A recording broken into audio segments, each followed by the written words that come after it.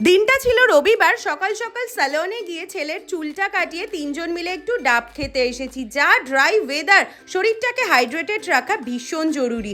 বাড়ি এসে দেখি একটা পার্সেল চলে এসেছে, যেটা পাঠিয়েছে স্বয়ং আমার বোনু আমাদের অ্যানিভার্সারি গিফট হিসেবে।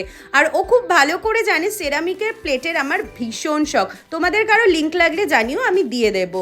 আর অর্ধেন্দু অনেক দিন ধরে বলছে নতুন ওটিজিটা কিনেছি, এখনো অবধি কিছু বানিয়ে খাওয়ালে না।